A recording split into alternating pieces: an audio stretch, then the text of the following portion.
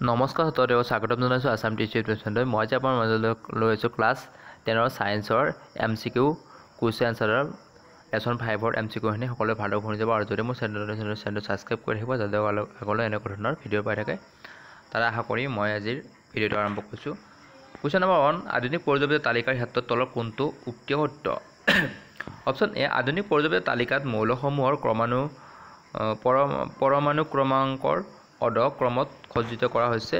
Option B, আধুনিক পৰ্যায়বিধ তালিকাত মৌলসমূহ পাৰমাণৱিক ভৰৰ অধক্ৰমত সজ্জিত কৰা হৈছে। অপশ্যন চি, পৰ্যায়বৃক্ষ তালিকাত বাওঁ হাতৰ পৰা সোঁ হাতলৈ সমস্থানিকবোৰ একেটা পৰ্যায়ত স্থান দিয়া হৈছে। ডি নম্বৰ, পৰ্যায়বৃত্ত তালিকাত মৌলসমূহ পৰমাণু ক্ৰমাংকৰ বৰ্ধিত ক্ৰমত সজ্জিত হৈ আছে। উত্তৰটো হ'ব অপশ্যন বি, আধুনিক পৰ্যায়বৃত্ত তালিকাত মৌলসমূহ পাৰমাণৱিক ভৰৰ অধক্ৰমত সজ্জিত কৰা হৈছে। 2 নম্বৰ, মৌল A, B, C, D আৰু E থকা ইলেক্ট্ৰনৰ সংখ্যা ক্ৰমে 9, 11, 17, 12 আৰু 14 কোনবোৰ মৌল একেটা বৰ্গৰ অন্তৰ্গত? অপশ্যন এ আৰু বি, অপশ্যন বি আৰু ডি, অপশ্যন চি এ আৰু চি, উত্তৰ অপশ্যন ডি আৰু ই। উত্তৰটো হ'ব অপশ্যন চি এ আৰু চি। পৰ্যায়ত থিত থকা মৌলৰ বাবে তলৰ কোনটো বহিঃক্ৰম কক্ষ?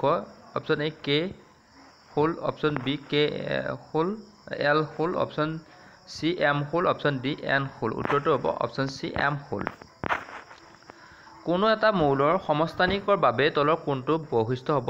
এই মৌলৰ সমস্থানিকবোৰৰ পাৰমাণৱিক ভৰ একে হয়। অপশ্যন বি, মৌলৰ সমস্থানিকবোৰৰ পৰমাণু ক্ৰমাংক একে হয়। অপশ্যন চি, মৌলৰ সমস্থানিকবোৰৰ একে ভৌতিক ধৰ্ম দেখুৱায়। অপশ্যন ডি, মৌলৰ সমস্থানিকবোৰৰ একে ৰাসায়নিক ধৰ্ম দেখুৱায়। উত্তৰটো হ'ব অপশ্যন বি, মৌলৰ সমস্থানিকবোৰৰ পৰমাণু ক্ৰমাংক একে। 5 নম্বৰ, তলত দিয়া মৌলসমূহক অধাতৱীয় চৰিত্ৰত বৰ্ধিত ক্ৰমত সজালে সজ্জাটো হ'ব LiOC, BE আৰু FE, F।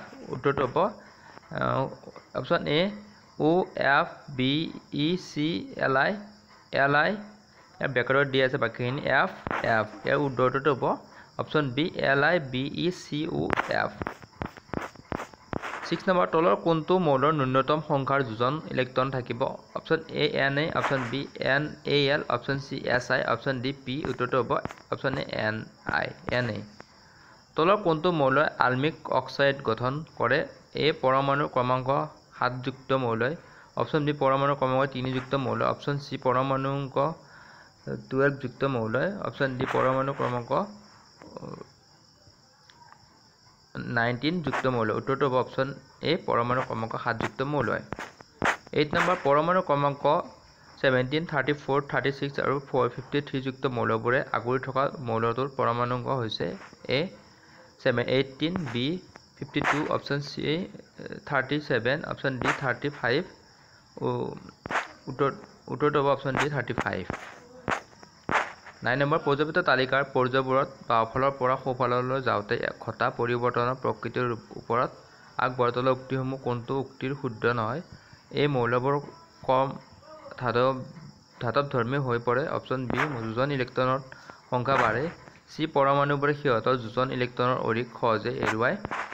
অপশ্যন ডি, অক্সাইডবোৰ বেছি আলমিক হৈ পৰে। উত্তৰটো হ'ব অপশ্যন চি, পৰমাণুবোৰে সিহঁতৰ যোজন ইলেক্ট্ৰনৰ অধিক সহজে হেৰুৱায়। 10 নম্বৰ, পাৰমাণৱিক ব্যাসাৰ্ধৰ শুদ্ধ ক্ৰমটো হৈছে A NaMgAlSi, B AlAsi NaMg, C SiAlMgNa, D SiAlNaMg। উত্তৰটো হ'ব অপশ্যন চি।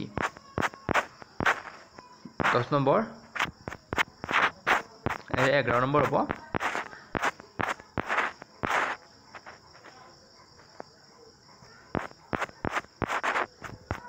12 নম্বৰ আছে, তলৰ কোনটো একে বৰ্গত থকা সম্ভাৱনা সবাতোকৈ বেছি? NaMgAlSi, ইয়াত হ'ব অপশ্যন বি Mg। 13 নম্বৰ, তলৰ কোনটো ধাতু কল্প নহয়? Option A Ge, option B Sc, C Sb, D Si। উত্তৰটো হ'ব অপশ্যন ডি Si।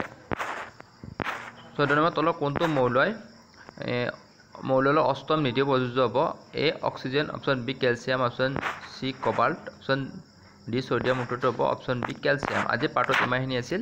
ইয়াৰ পিছত মই ইয়াৰ লং কুৱেশ্যন সকলোৱে ভালকৈ পঢ়িবলৈ আশা কৰি আজি ইমানতে নমস্কাৰ।